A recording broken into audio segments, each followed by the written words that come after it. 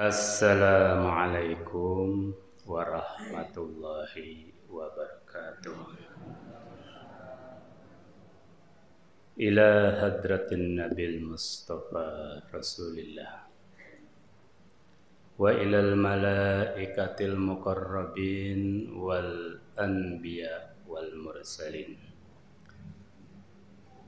was sahabati ajma'in wat tabi'in wa tabi'it tabi'in wa man tabi'ahum bi ihsanin ila yaumiddin min ulama'ihim wa masyayikhihim wa immatihim wa awlihim wa arifihim wa bil khusus ila syekhina alif al-kitab Syekh Abdullah bin Nuh biniyati linaili ridallahi ta'ala syai'un lillahi lahum al-fatihah. A'udzu billahi minasy syaitanir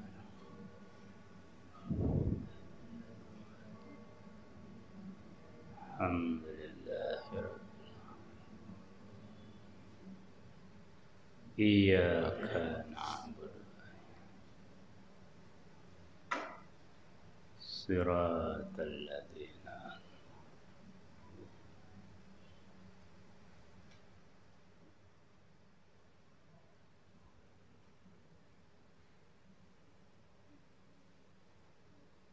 a'udzu billahi minasy syaithanir rajim. Bismillahirrahmanirrahim. Alhamdulillahi rabbil alamin. Wassalatu wassalamu ala khatamil anbiya wal mursalin sayyidil kaunaini wa syarifis thaqalain habibina wa maulana wa syafi'ina Muhammadin wa ala alihi wa ashabihi wa ali baitihi wa dzurriyyatihi ajmain sallallahu alaihi wasallam.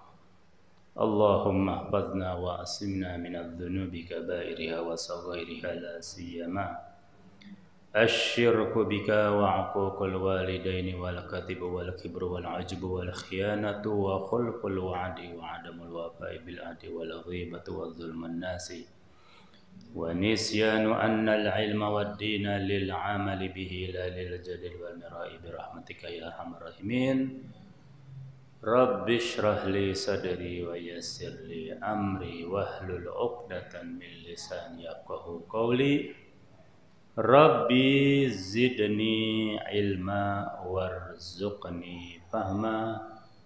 Subhanaka la ilma lana illa ma 'allamtana innaka antal alimul hakim. Amin Allahumma amin. Sebelumnya saya mohon maaf kepada bapak-bapak, ibu-ibu jamaah kuliah subuh Ahad Majelis Ta'lim Al-Ghazali, karena tadi mama terlambat hadir hingga 12 menit ya, karena ketiadaan supir ya. Pagi-pagi saya sudah memanaskan mobil pada subuh, tapi rupanya sopir berhalangan. Tadi setengah 6 lebih saya siap mau menjemput mama, tapi ada informasi mama mau menggunakan mobil sendiri. Ternyata tidak juga.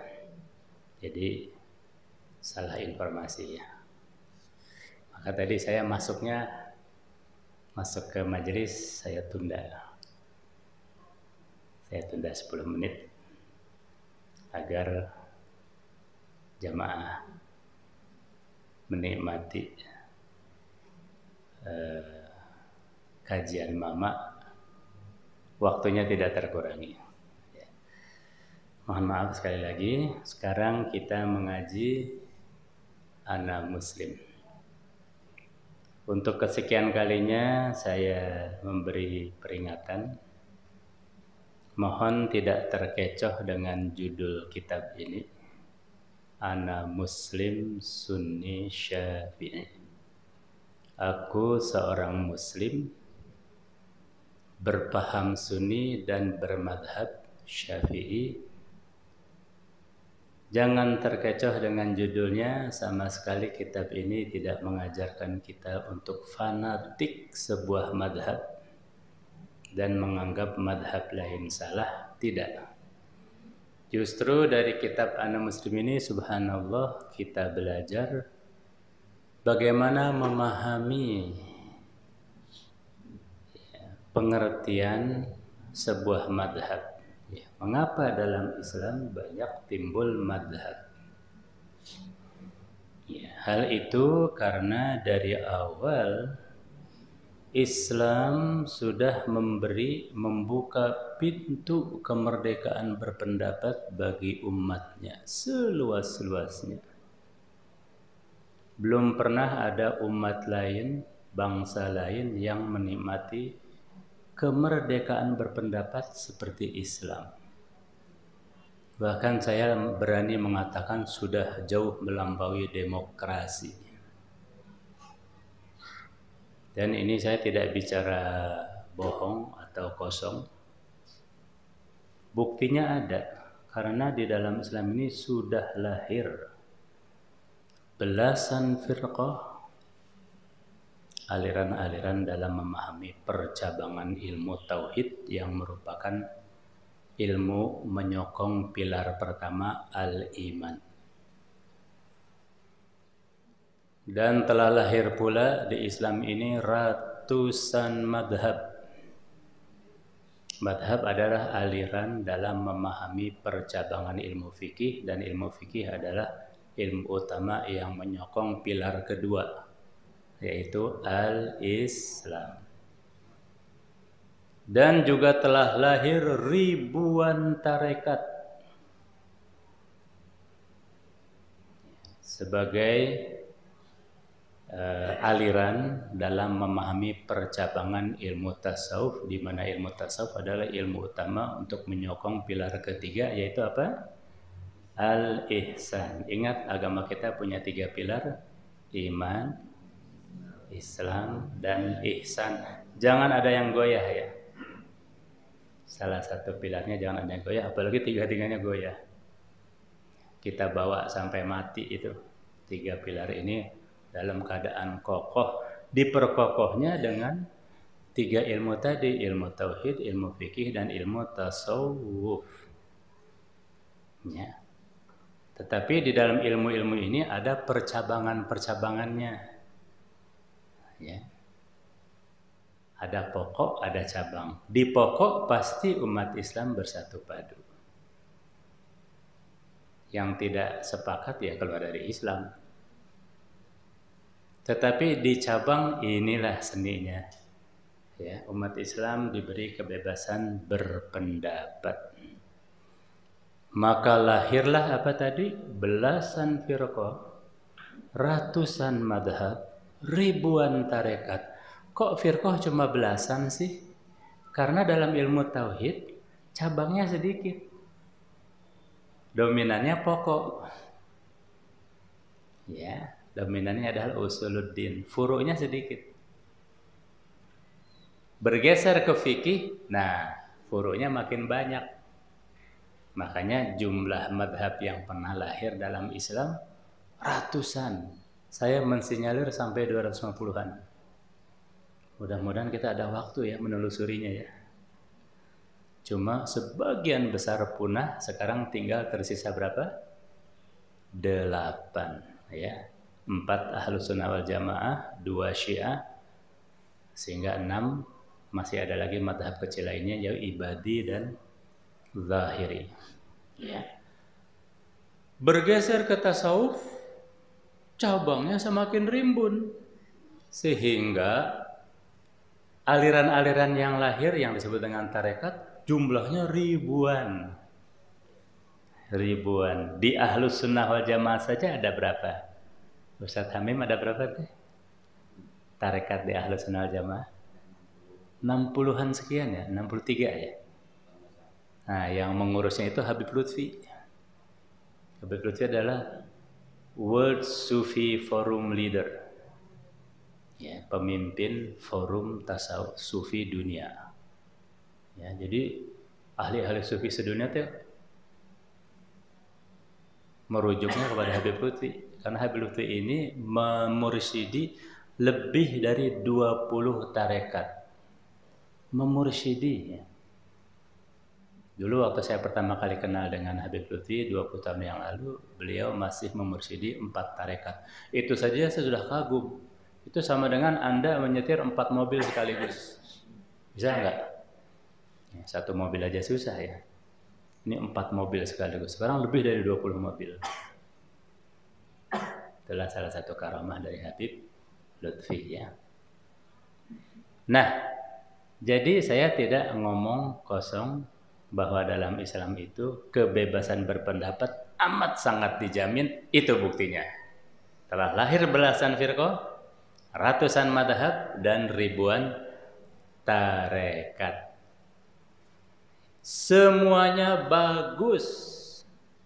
Nggak ada satu tarekat, satu firqah pun yang jelek, gagal produk, mislek. Tidak ada satupun madhab yang gagal, jelek.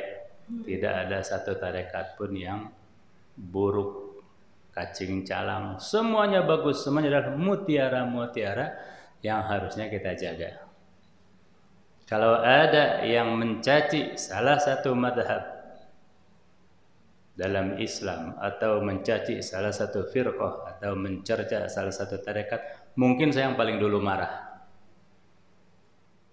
Ya, sama saja dengan menghina produk Islam yang lahir dari kejeniusan ahli-ahli ijtihadnya, imam-imam ahli ijtihadnya yang melahirkan aliran-aliran tadi.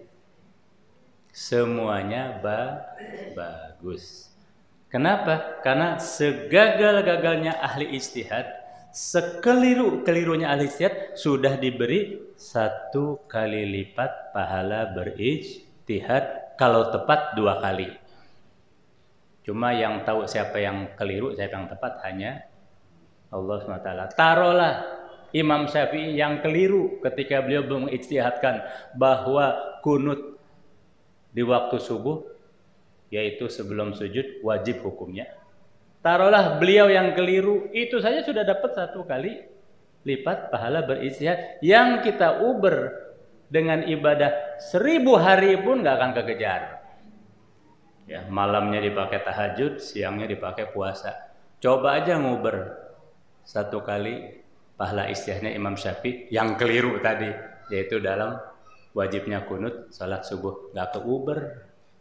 Makanya jangan main-main dengan ulama, apalagi yang sudah tingkat ahli ijtihad. Ya, sekeliru-kelirunya saja sudah diganjar, coba. Ya.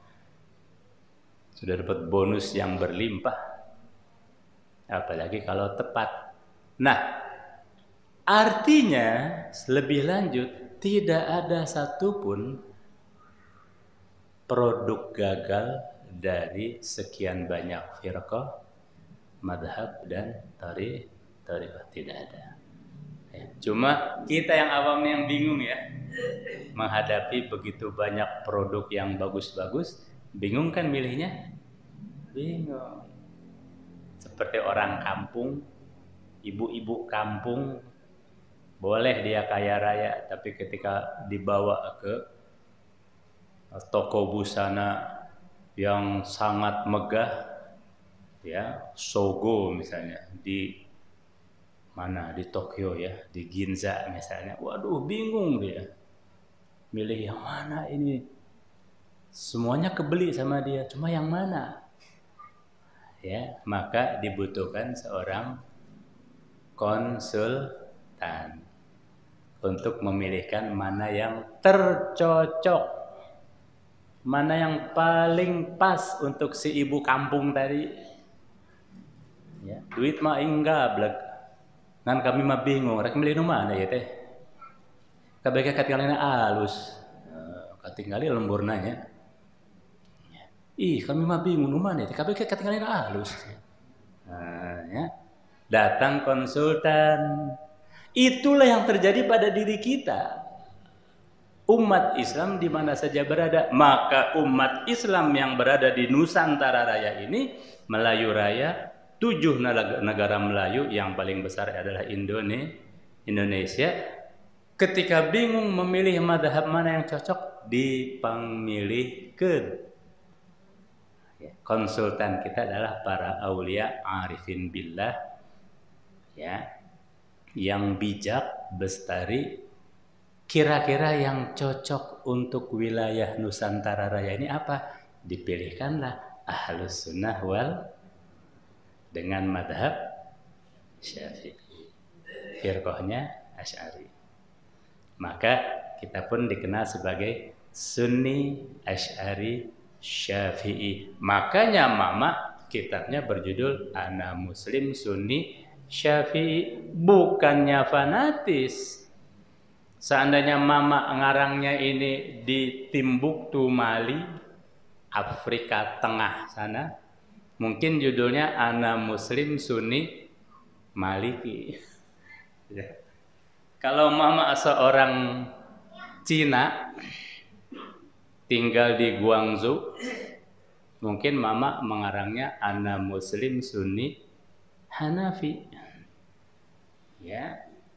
Tapi karena mama tinggalnya di sini, ya, orang Cianjur, ya, telek-telek Sundana, ya, keturunan langsung pendiri Cianjur dalam Cikundul, maka mama mengarangnya Ana Muslim Sunni Syafi'i, bukan yang lain jelek, bukan madhab Hanbali jelek, bukan madhab Ja'fari Syiah jelek, bukan madhab Ibadi jelek, bukan madhab Al-Auza'i jelek, Al-Thawri jelek, bukan.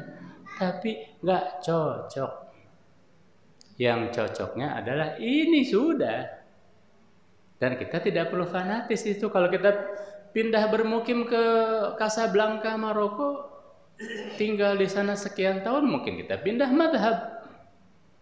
Jadi madhab Maliki. Kalau kita bermukim di Chechnya, di Grozny, ya, mungkin kita akan pindah madhab apa? Hanafi.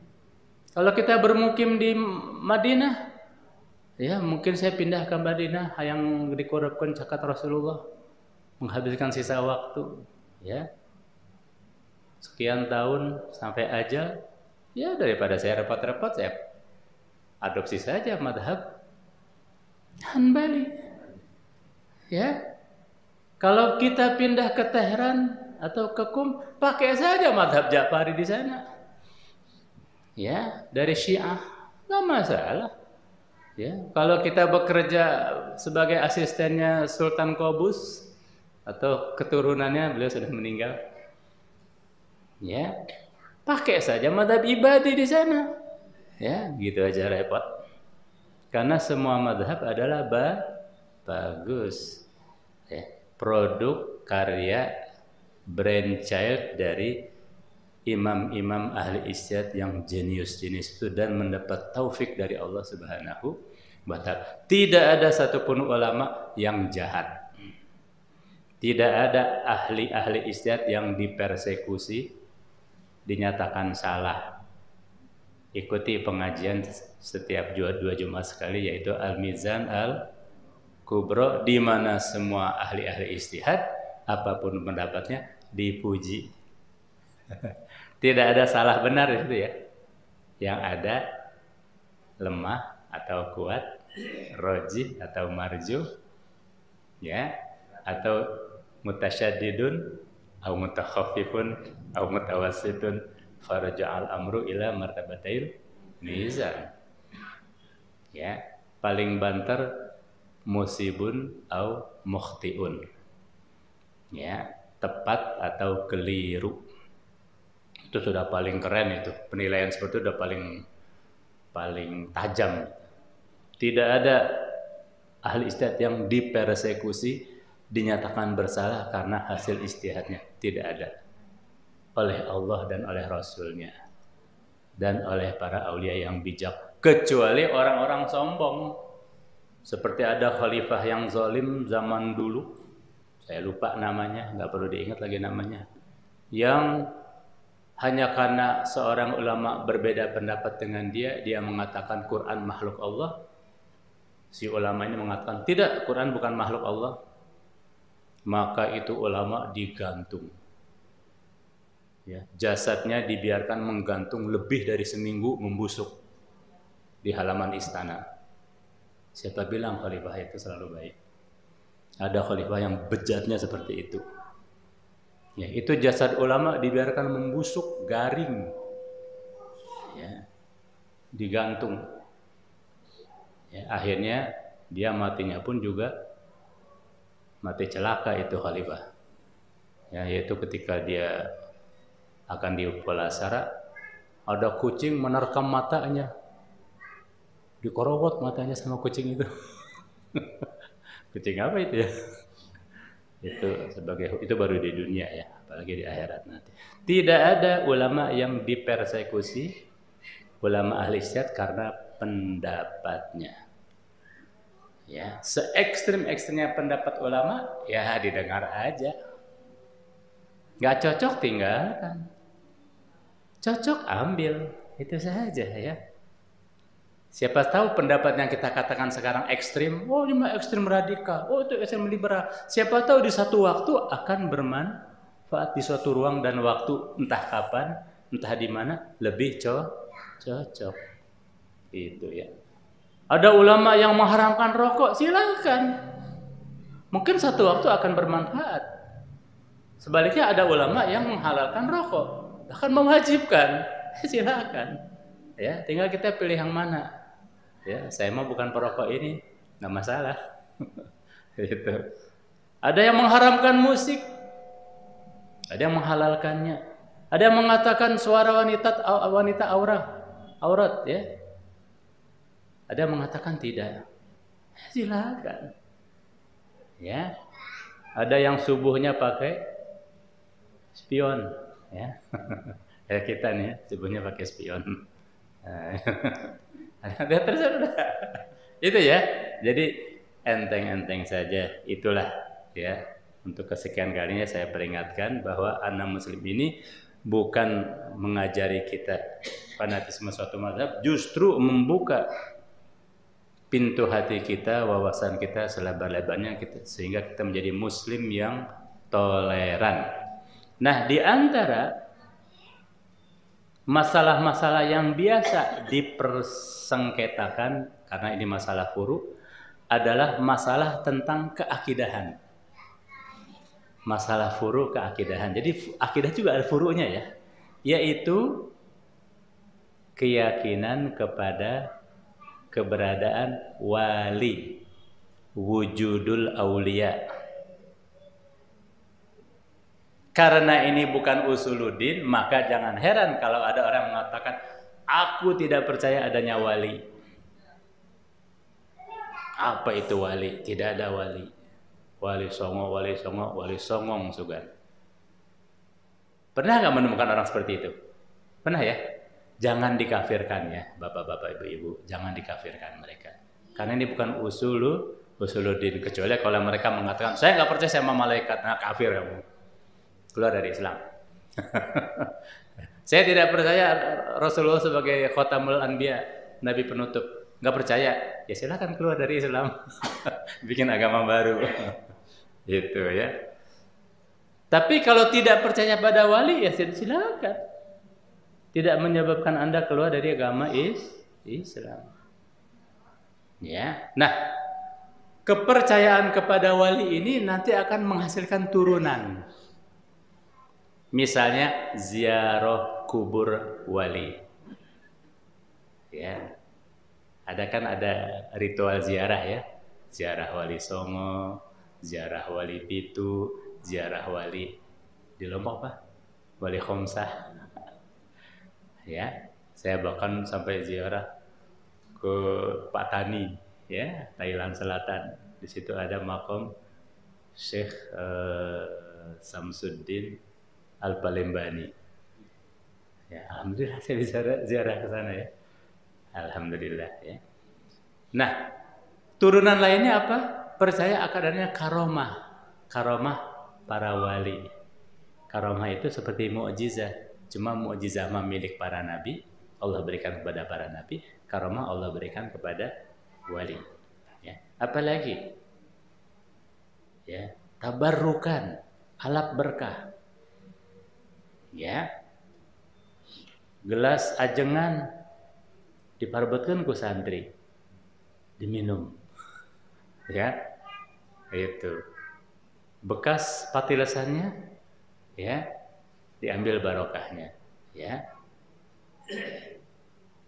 Sayyidina Umar saja yang dikenal rasional. Tiang bekas bersandarnya Rasulullah ketika khutbah dielus-elus sama dia. Dielus-elus. Ya, sarbannya di ini. Ya. Apalagi tawassul. Ini yang senang kita bahas.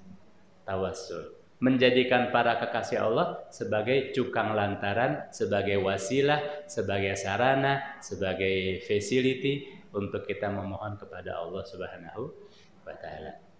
Ya. Sebagian kaum muslimin percaya pada wali dengan keturunan-turunan tadi, sebagian lain tidak percaya. Cuma kalau kita timbang-timbang, banyak yang mana? Mohon maaf ya, banyak yang percaya pada wali. Ahlus sunnah wal jamaah yang 80%, Syiah yang 15%, itu sama-sama percaya akan keberadaan wali dengan turunan-turunannya tadi. Ya. Kita orang Sunni berziarah, orang Syiah juga berziarah. Kita tawasulan, mereka juga tawasulan. Jadi 95% umat Islam percaya kepada wali dan turunannya tadi. Ya, saya belum tahu apakah Ibadi dan Zahiri juga percaya pada wali, saya belum meneliti itu. Ya. Nah, yang tidak percaya pada wali silahkan, tapi mohon maaf jumlah mereka sebenarnya sedikit. Cuma sekarang saja mereka disponsori sehingga seolah-olah vokal. Ya. Padahal sesungguhnya mereka sangat sedikit. Ya. Buktinya apa? Jangan jauh-jauh. Kepercayaan kepada karomah yang merupakan turunan dari percayaan kepada wali. Apa buktinya? Sekian banyak di sebuah daerah di kita, berapa kampung namanya kampung keramat. Keramat Pulau, Keramat Tengah, ya, Keramat Jati. Di mana-mana ada keramat ya, termasuk Keramat Tunggak yang pernah menjadi daerah hitam. Alhamdulillah sekarang kembali, ya, menjadi daerah yang betul-betul berkaromah. Ya, ini bukti. Berapa banyak kegiatan ziarah di kita? Ya, malam Jumat Kliwon saja. Itu paziarahan Sunan Gunung Jati, uang yang beredar di sana lebih dari 50 miliar. Gak percaya silakan survei sendiri. Tiap malam Jumat Kliwon itu, uang yang beredar tuh dari pedagang-pedagang itu, ya, pedagang, koropak, titipan sendal, parkir, segala macam ya, itu sekitar 50 miliar. Ya, orang mati, sudah lama mati, ratusan tahun yang lalu menghidupkan sekian banyak orang. Itulah kehebatan para wali. Ya. Orang mati menghidupkan orang yang hidup. Ya, sebaliknya musuh Allah, ya, orangnya masih hidup tapi mematikan banyak orang. Ya. Jadi realita yang bicara di masyarakat lain. Ya, justru yang percaya kepada para wali dan turunan-turunannya, ziarah, karomah, tawassul dan sebagainya, tabarukan, itu 90% lebih. Walaupun sekarang ada upaya untuk menggerus Ahlus Sunnah wal Jamaah dan menggerus Syiah.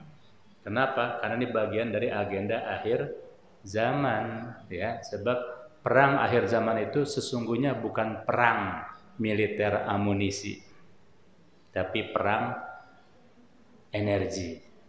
Perang antara kekuatan gelap mencoba meruntuhkan kekuatan terang. Perang sihir melawan, dulu sihir melawan mukjizat. Sekarang sihir melawan karomah. Ya, jadi hati-hati, perang akhir zaman adalah the battle of energy. Perang energi. Adu kekuatan batin. Ya, mereka senjatanya apa? Sihir. Ya, penyembah-penyembah setan yang sebenarnya jumlahnya sedikit, Luciferian, ya, Illuminati, Zionis dan seterusnya, ini menggunakan kekuatan apa? Sihir. Sekarang disebarluaskan dengan efektif sekali, apalagi ada internet. Dan kita dulu di zaman para nabi adalah mukjizat. Sekarang apa? Turunan mukjizat apa? Karomah. Ya, untuk melawan mereka kita harus berpegang kepada karomah para aulia yang merupakan turunan dari mukjizat. Ya, untuk itulah kita selalu mendekatkan diri kepada para aulia lewat tadi ritual-ritual tadi, ziarahnya, irtibatnya, tawasulnya, tabarrukannya, dan mengamalkan berbagai formulasi doa. Ad-doa silahul mu'min. Doa yang diambil dari Al-Quran, doa yang diambil dari hadis, dan doa yang diolah oleh para arif. Ya, ada rawatib, ada aurat, ada ahzab. Ya, kita harus punya pegangan itu. Tapi yang ini sekarang dicoba dibasmi oleh agen-agen proksi mereka, di bid'ah-bid'ahin. Tawasul bid'ah, ya, rotibul hadad bid'ah, yasin fadilah bid'ah, ziarah kubur bid'ah, muludan bid'ah, tawasulan bid'ah, ya, salawatan bid'ah, ayo kabeh bid'ah. Itu adalah upaya melucuti senjata kita ketika kita harus berperang melawan sihir mereka. Senjata kita dilucuti, ya, kita lepas itu senjata, kita jadi korban mereka. Ambil kembali senjata itu, amalkan kembali rotibul haddad, amalkan kembali wirdul latif, amalkan kembali hizbun nasr dan aneka hizib lainnya, hizbun nasr, hizbul bahar. Ya, mungkin yang nggak boleh diamalkan hizbut tahrir kali ya. Gitu. Kalau kecuali hizbut tahlil, nah, itu boleh ya. Silakan. Ya, jangan terkecoh oleh tipu daya mereka. Nah, yang sekarang kita bahas ini adalah tentang tawassul. Ya, kita sudah mencapai macam tawassul yang ke-10. Ya, tinggal sabar ya. Mungkin 10 yang terakhir nih ya. Ya. Ini udah 10 nih Ustaz. Al-ashir at-tawassul bi talabil fi'al. Ya. Sekian banyak jenis tawassul. Ya, warisan dari para aulia. Ya, para arif billah yang hafal formulasi doa, ibarat peracik obat farmakolog yang handal, dia bisa meracik kekuatan-kekuatan ini dari sumber-sumber energi yang ada. Energi batin. Ya. Jangan sampai kita kalah oleh sihir mereka. Ya, sihir mereka jauh lebih canggih ya, sekarang ya. Kita lawan dengan karomah. Ya. Nah, mereka yang kesana kemari membid'ah-bid'ahkan ini adalah sadar atau tidak merupakan agen-agen Dajjal. Sadarlah. Yang sadar disebut agen, yang tidak sadar disebut pion. Tapi mereka adalah proksi dari melucuti senjata kita. Jangan mau dilucuti. Kembali ya. Kembali kita berziarah, kembali kita bertawasul, kembali kita sholawatan, kembali kita tahlilan, kembali kita tabarrukan, kembali kita mengamalkan aneka hizib, wirid, rawatib, apalagi banyak ya. Nah, ya kalau para santri hafal itu. Ya. Asrar ya. Nah, ada asrar. Ya, kembali belajar gitu. Ya, ada satu ilmu yang bahkan bisa membelokkan arah peluru. Bisa. Memang peluru itu apa sih? Peluru itu kan makhluk Allah, bisa dibelokkan peluru itu. Ya. Harus kan peluru itu jalannya lurus ya. Belokkan. Belok nih.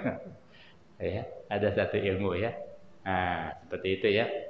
Baik, Bapak-bapak, Ibu-ibu yang dirahmati oleh Allah. Ya, nanti akan kita bahas lebih lanjut tentang tawasul yang ke-10 dan ini sudah ya sebenarnya. Atau kita baca sedikit satu beberapa baris saja ini ya. Bismillahirrahmanirrahim. Wa laysa min hadzal qabili su'alus syafa'ati minan nabiy sallallahu alaihi wasallam ka an yaqula al insanu ishfa' li ya Rasulullah. Au as'aluka syafa'ata li yaumal qiyamah.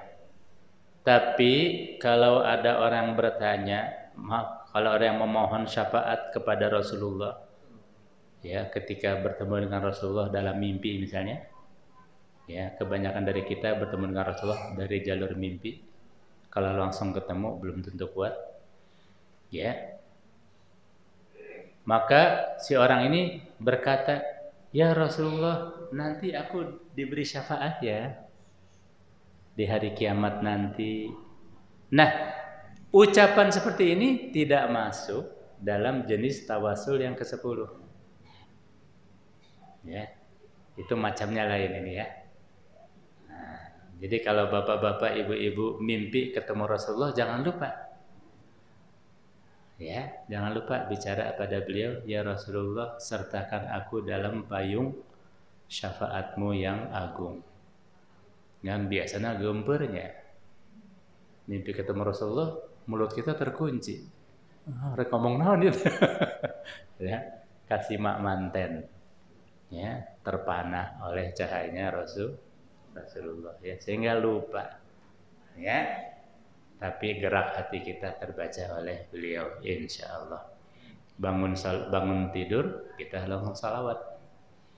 Ya, salawat sekian hari ya. Dan salawat terbaik bapak-bapak ibu-ibu adalah salawat yang mujazah, yang terijazahkan. Bapak-bapak ibu-ibu silahkan mengamalkan salawat apa saja. Saya pernah diberi hadiah buku kecil, buku saku oleh teman dari Maroko. Ini buku apa? Saya buka ternyata isinya lebih dari 200 salawat yang tidak ada di kita. Ya, ternyata salawat itu bebas dikembangkan oleh ahlul balad masing-masing penduduk negeri manapun silakan. Saya teliti satu persatu sekitar 200 salawat itu. Enggak ada yang sama dengan kita. Oh, ya. Jadi silakan bapak-bapak ibu-ibu mengembangkan salawat apa saja. Mau bahasa Sunda terserah, mau bahasa Jawa terserah, mau bahasa Batak silakan. Ya, ternyata salawat itu kreativitas yang dibuka lebar-lebar bagi. Ya, menghadapi corona kan ada salawat khusus ya. Li khamsatun utfi biha harrul wabail hatimah al-Mustafa wal Murtada wa ibnahuma wa Fatimah. Yang sering baca itu insya Allah terbebas dari corona. Kalaupun kena corona lewat. Paling pilek-pilek demam-demam sedikit lah.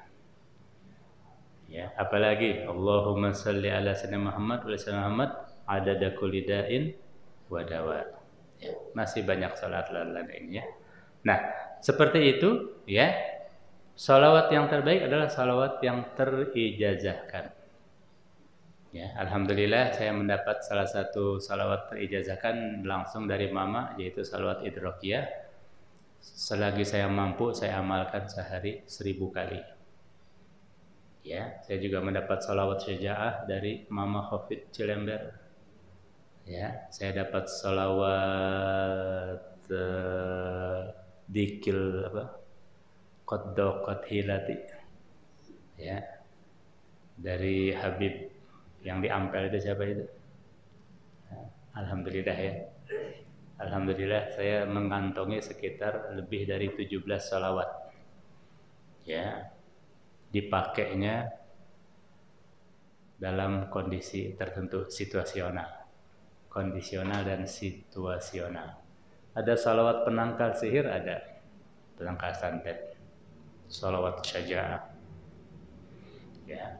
Ada salat yang menghilangkan keruwetan pikiran, keruwetan hati. Ya, Allahumma shalli ala sayyidina min salatan taghfir bihadz dzunub wa tasluhu bihal qulub. Saya dapati ijazahnya dari kakek saya. Ya, sambung menyambung kepada dalam Cikundul. Ya. Nah, jadi kita bangun tidur, kasih mak. Aduh, kita nggak sempat ngomong ya. Pernah begitu? Ya, karena kita nggak kesima aja ya. Nah, kita salawat saja, ya. Lain kali kalau ketemu lagi itu ya, mohon kepada beliau, ya Rasulullah, isfa' lana. Beranikan hati kita, ya Rasulullah, isfa' lana. Ya. Nah, ini tidak termasuk dalam jenis tawassul yang ke-10, yaitu at-tawassulu bi talabil fi'li minal wasilati wa isnadihi ilaih. Ya. Ini mungkin jenis lain, ala makna salillah ta'ala ayyaghfirali wa yudkhilani al-jannata biduni sabiqati adabin. Maknanya adalah ya Rasulullah, mohonkan kepada Allah Subhanahu wa taala agar mengampuni doaku dan memasukkan aku ke surga tanpa lebih dulu diazab. Soalnya potongan-potongan kita ini pantasnya kan direndam dulu di neraka ya. Ibadah corencang, dosa batang-tanggung. Ya. Tapi kita mohon lewat Rasulullah SAW, ya Rasulullah, mohonkan kepada Allah agar kami dimasukkan ke surga tanpa lebih dahulu mampir ke neraka. Apakah hal itu mustahil? Sama sekali tidak. Ya, di samping Allah Maha Rahman, Allah juga punya kekasihnya yang sangat agung, Al-Habib, Habibullah Muhammad sallallahu alaihi wasallam. Kita puji kekasihnya, kekasih agungnya pasti senang. Ya, kalau kita yang mengambil hati bos kita puji anaknya kan atau cucunya. Yang budak mana lucu, padahal sih gak monyet. Ya, kurang dielus-elus kata budaknya. Ya, mau coklat dek, mau. Ya, ini anak cakep sekali ya, padahal goreng patut. Supaya apa? Supaya bosnya senang, ya, kakeknya senang. Ya, apalagi Rasulullah sallallahu alaihi wasallam. Insyaallah ini akan kita bahas pada pertemuan yang akan datang. Sekali lagi mohon maaf atas keterlambatan. Wallahul muwaffiq ila aqwamit thoriq wa bihi al-hidayah wal irsyad wat taufiq wa lakum minkum. Semoga kita mendapat ilmu yang bermanfaat, ilmu yang tersimpan dengan baik di dada kita, teramalkan dengan baik lewat anggota tubuh kita, menghasilkan amal soleh, ilmu yang dengannya kita bisa membedakan mana yang hak dari yang batil, dan ilmu yang bermanfaat adalah ilmu yang menghantarkan kita kepada ma'rifat. Subhanakallah wa bihamdi asyhadu an la ilaha illa anta astaghfiruka wa atubu ilaik. Wal afu minkum. Wassalamu alaikum warahmatullahi wabarakatuh. Sallallahu